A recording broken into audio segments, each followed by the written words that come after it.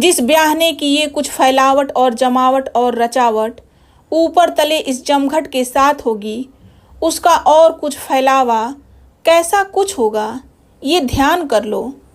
ठाठ करना गुसाई महेंद्र गिर का, जब कुंवर उदय भान को इस रूप से ब्याहने चढ़े और वो बामन जो अंधेरी कोठरी में मुदा हुआ था उसको भी साथ ले लिया और बहुत से हाथ जोड़े और कहा, बामन देवता, हमारे कहने सुनने पर न जाओ, तुम्हारी जो रीत होती चली आई है बताते चलो। एक उड़न खटोले पर वह भी रीत बताने को साथ हुआ। राजा इंदर और गुसाई महेंद्र गिर ऐरावत हाथी पर झूमते झामते देखते भालते सारा अखाड़ा लिए चले जाते थे। राजा सूरजभान दुल्हा के घोड़े के साथ माला जपता हुआ पैदल था। इतने में एक सन्नाटा हुआ, सब घबरा गए। इस सन्नाटे में से वो जो जोगी के 90 लाख अतीत थे, सब के सब जोगी बने हुए सैली तागी मोतियों की लड़ियों की गलों में डाले, गातियां उसी ढप की बांधे, मिर्ग छालों और बघम्बरों पर आ थिरके। लोगों के जियों में जितनी उमंगे छा रही थी वो चौगुनी पंचगुनी हो गईयां। सुखपाल और चंडोलों और रथों पर जितनी रानियां थीं, महारानी लक्ष्मी बास के पीछे चली आतियां थीं। सबको गुदगुदियां सी होने लगी। इसी में कहीं भरतरी का सांग आया, कहीं जोगी जतिया आ खड़े हुए, कहीं महादेव और पार्वती दिखाई पड़े, कहीं गोरख जागे, कहीं मुछंदर नाथ भागे, कहीं मच्छ कच्छ बाराह सम्मुख हुए, कहीं परशुराम, कहीं बामन रूप, कहीं हरिनाक्ष और नरसिंह, कहीं राम लक्ष्मण और सीता सामने आए, कहीं रावण और लंका का बखेड़ा सारे का सारा दिखाई देने लगा। कहीं कन्हैया जी की जन्माष्टमी होना और वसुदेव का गोकुल ले जाना और उनका बढ़ चलना, गाय चरानी और मुरली बजानी और गोपियों से धूमें मचानी और राधिका रहस और कुब्जा का बस कर लेना। वही करील की कुंजे बंसी बट, चीर घाट, वृंदावन सेवा कुंज, बरसाने में रहना और कन्हैया से जो जो हुआ था सब का सब ज्यों का त्यों आंखों में आना और द्वारका जाना और वहाँ सोने का घर बनाना, इधर बिरिज को न आना और 1600 गोपियों का तलमलाना सामने आ गया। उन गोपियों में से ऊधो का हाथ पकड़कर एक गोपी के इस कहने ने सबको रुला दिया, जो इस ढप से बोल के उनसे रूधे हुए जी को खोले थी। गीत। जब छाड़ करील की कुंजन को हरी, द्वार का जी माँ जाए छिए, कलधूत के घान बनाए घने, महाराजन के महाराज भय, तज मोर मुकुट अरु कमरिया कछु, और ही नाते जोर लिए, धरे रूप नए किए नेह नए, और गैया चरावन भूल गए। अच्छा पना घाटों का कोई क्या कह सके, जितने घाट दोनों राज की नदियों में थे, पक्के चांदी के वक्के से होकर लोगों को हक्का बक्का कर रहे थे। निवाड़ी मौलिये बजरे लचके, मोर पंखी सोना मुखी, श्याम सुंदर राम सुंदर, और जितनी ढप की नावें थीं सुथरे रूप में सजी सजाई कसी कसाई, 100 लचके खातियां आतियां जातियां लहरातियां पड़ी फिरतियों थीं। उन सब पर यही गवैये कंचनिया रामजनिया और डोमनियों खचाखच भरी अपने अपने कर्तव्य में नाचती गाती बजाती कूदती फांदती धूमें मचाती अंगड़ातियां जमहातियां उंगलियों नचातियां उछली पड़तियां थीं। और कोई नाव ऐसी न थी जो सोने रूपे के पत्थरों से मढ़ी हुई और असवारी से ढपी हुई न हो, और बहुत सी नाव पर हिंडोले भी उसी दब के थे। उन पर गायने बैठी झूलती हुई सोहले के डारे और बागेसरी कान्हड़ा में गा रही थी। दल बादल से निवाड़ों के सब झीलों में भी छा रहे थे। आ पहुंचना कुंवर उदय भान का ब्याह के ठाठ के साथ दुल्हन की ड्योढ़ी पर। इस धूमधाम के साथ कुंवर उदय भान सेहरा बांधे जब दुल्हन के घर तलक आन पहुंचना और जो रीतें उनके घर घराने में होती चली आतियां थीं होने लगियां। मदन बान रानी केतकी से ठिठोली करके बोली, लीजिए अब सुख समेटिए, भर भर झोली। सिर निहुराए क्या बैठी हो, आओ ना, टुक हम तुम मिल के झरोखों से उन्हें झांकें। रानी केतकी ने कहा, न री, ऐसी नीच बातें न कर, हमें ऐसी क्या पड़ी जो इस घड़ी ऐसी झेल कर रेल पेल ऐसी उठे और तेल फुलेल भरी हुए उनके झांकने को जा खड़ी हों। मदनबान इस रुखाई को उड़न झाई की अंटियों में कर बोली, दोहे अपनी बोली के। यूं तो देखो वाह छड़े जी, वाह छड़े जी वाह छड़े, हमसे अब आने लगी हैं आप यूं मुहरे कड़े। न मारे बन के बन में आपने जिनके लिए, वो हिरन जोवत के मद में हैं बने दूल्हा खड़े। तुम न जाओ देखने को जो उन्हें कुछ बात है, ले चलेंगे आपको हम, है इसी धुन पर अड़े। है कहावत जी को भावे और यूं मुड़िया ही ले, झांकने के ध्यान में उनके हैं सब छोटे बड़े। सांस ठंडी भर के रानी केत की बोली की सच, सब तो अच्छा कुछ हुआ पर अब बखेड़े में पड़े। वारी फेरी होना मदनबान का रानी केतकी पर और उसकी बात सूंघना और उनिंदेपन से ऊँघना।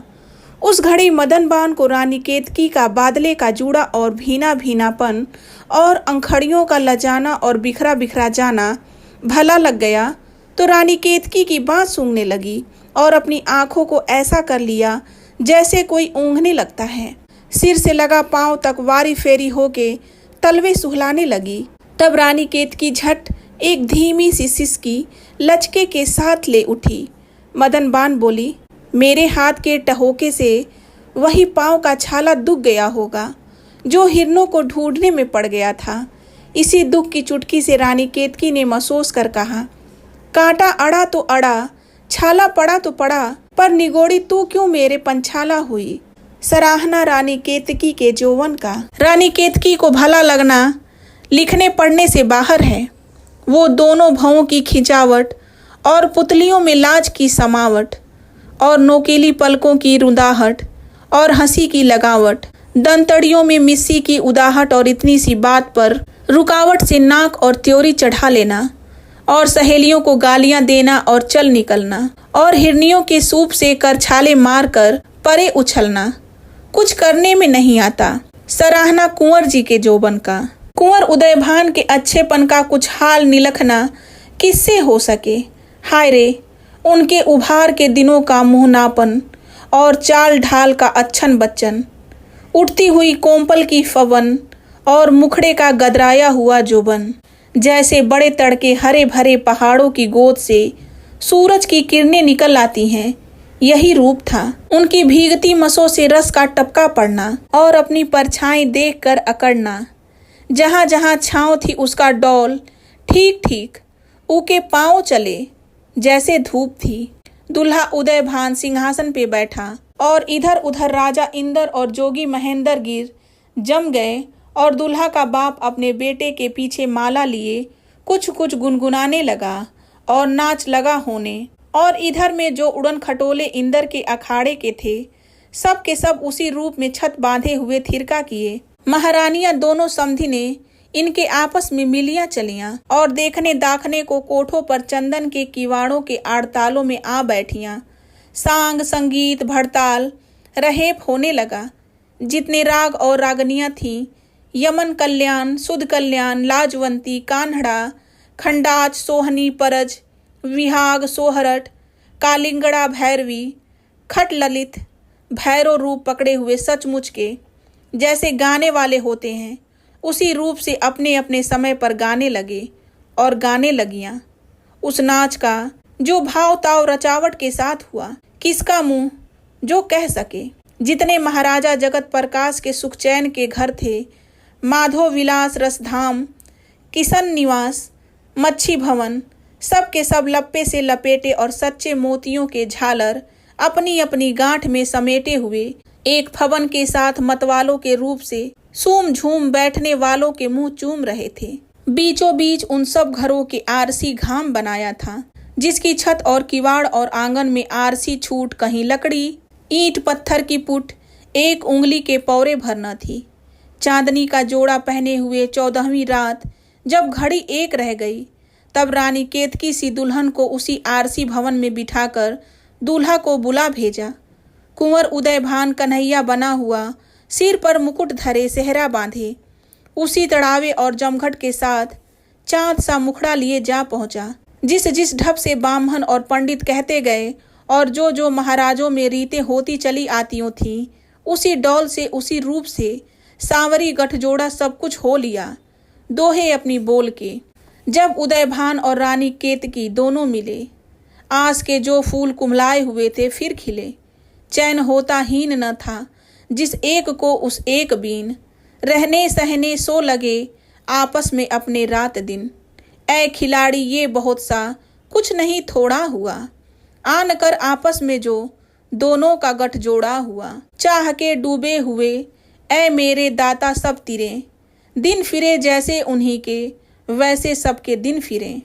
वह उड़न खटोले वालियां जो अधर में छत बांधे हुए थिरक रही थीं, भर भर झोलियां और मुट्ठियां हीरे और गोतियों से निछावर करने के लिए उतर आईयां, और उड़न खटोले ज्यों के त्यों अधर में छत बांधे खड़े रहे। दूल्हा दुल्हन पर से 7-7 वारी फेरे होने में पिस पिस गईयां और उन सबों को एक चक्की सी लग गई। राजा इंद्र ने दुल्हन की मुंह दिखाई में एक हीरे का एक डाल छपर खट और एक पेड़ी पुखराज की दी और एक पारिजात का पौधा जिससे जो फल मांगिए सो ही मिले दुल्हन के सामने लगा दिया, और एक कामधेनु गाय की पठिया बछिया भी उसके नीचे बांध दी, और 21 लौड़ियां उन्हीं उड़न खटोले वालियों में से चुन के अच्छी से अच्छी सुथरी से सुथरी गाती बजातियां सीती पिरोतियां सुघड़ से सुघड़ सीपी, और उन्हें कह दिया, रानी केतकी छूट, उनके दूल्हा से कुछ बातचीत रखियो। तुम्हारे कान पहले ही मरोड़े देता हूँ, नहीं तो सबको सब पत्थर की मूर्तें बन जाओगी और अपना किया जाप पाओगी। और गुसाई महेंद्र गिर जी ने 52 तोले पांव रत्ती जिसे कहते हैं और सुनते हैं उसके 21 मटके आगे रखे और कहा, ये भी एक खेल है, जब चाहिए तो बहुत सा तांबा गला के एक इतनी सी चुटकी छोड़ दीजिए, कंचन हो जाएगा। और जोगी जी ने ये सबों से कह दिया, जो लोग उनके ब्याह में जागे हैं उनके घरों में 40 दिन रात और सोने की टिड्डियों के रूप में हुन बरसें, और जब तक जिए किसी बात को फिर न तरसें। 9,99,000 गायें सोने रुपए की, सिंगोरियों की जड़ाऊं गहना पहने हुए, घुंघरू झंझनातियाँ ब्राह्मणों को दान हुई, और 7 बरस का पैसा सारे राज को छोड़ दिया गया। 2200 हाथी और 3600 ऊँट रुपयों के तोड़े लदे हुए लुटा दिए। कोई उस भीड़ भाड़ में दोनों राज का रहने वाला ऐसा न रहा जिसको घोड़ा जोड़ा रुपयों का तोड़ा सोने के जड़ाऊ कड़ों की जोड़ी न मिली हो। और मदन बान छूट दूल्हा दुल्हन के पास किसी का हवाव न था जो बिन बुलाए चली जाए, बिन बुलाए दौड़ी आए तो वही आए और हंसाए। रानी केतकी के छेड़ने को उनके कुंवर उदयभान को केवड़ा कह के पुकारती थी और उसी बात को 100-100 रूप से संवारती थी। दोहे अपनी बोली के घर बसा जिस रात उन्हों का, तब मदन बान उस पड़ी, कह गई दूल्हा दुल्हन को ऐसी 100 बातें कड़ी। बास पावर केवड़े की, केतकी का भी जी खिला, सच है इन दोनों जनों की अब किसी की क्या पड़ी। क्या न आई लाज कुछ अपने पराये की अजी, थी अभी उस बात की ऐसी भला क्या हावड़ी। मुस्कुरा कर तब दुल्हन ने अपने घूंघट से कहा, मोगरा सा हो कोई खोले जो तेरी गुलझड़ी, जी में आता है तेरे होठों को मल डालूं अभी, बिलबे ए रंडी तेरे दांतों की मिस्सी की धड़ी। दोस्तों, रानी केतकी की कहानी यहीं समाप्त हो जाती है। आपको इंशाअल्लाह खां की ये कहानी कैसी लगी कमेंट बॉक्स में ज़रूर बताएं। और हाँ, आपने अब तक फेरी टेल्स को सब्सक्राइब नहीं किया है तो प्लीज़ चैनल को सब्सक्राइब कर लें और बेल आइकन को भी प्रेस कर लें। कहानी पूरी सुनने के लिए आपका बहुत बहुत धन्यवाद। मिलते हैं एक नई कहानी के साथ, तब तक अपना ध्यान रखिए, हंसते मुस्कुराते रहिए। धन्यवाद दोस्तों।